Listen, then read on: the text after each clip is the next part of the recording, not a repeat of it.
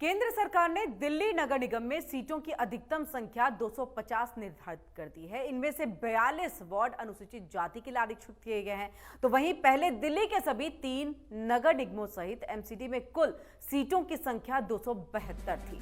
नए परिसीमन के बाद इनमें 22 सीटें कम कर दी जाएंगी।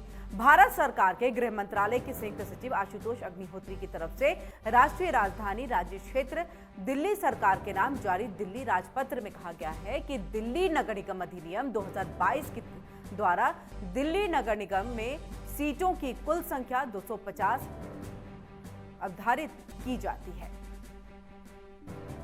और ज्यादा जानकारी के लिए हम सीधे रुख कर लेते हैं अपने संवाददाता नितिन धीमान का। नितिन, ये जिस तरह से परिसीमन यहां पर करते हुए 22 सीटों को कम कर दिया गया है, इसके पीछे पूरी जानकारी चाहेंगे आपसे।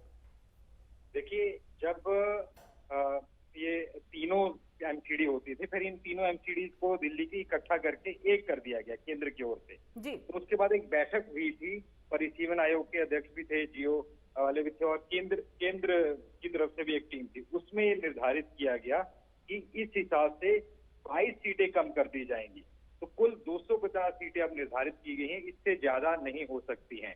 अब जब इस पूरे अगर सिनारियो को देखें तो जो पहले 272 थी, अब उसके हिसाब से अब हर एक विधानसभा में कम से कम 3 वार्ड होंगे, और साथ ही सभी वार्डों की जनसंख्या भी एक समान या 10% के वेरिएशन पे होगी। तो एक बंटवारा किया गया है पूरे दिल्ली एमसीडी का। तो भी पहले 3 एमसीडी थे, उनको अब एक कर दिया गया। तो इस हिसाब से फिर सारे पूरी जो दिल्ली प्रदेश है उसका बंटवारा भी उन भागों में हो गया। तो इससे फिर 22 सीटें कम हो रही हैं। तो 22 सीटें कम होने के हिसाब से हर एक विधानसभा में कम से कम 3 वार्ड आएंगे।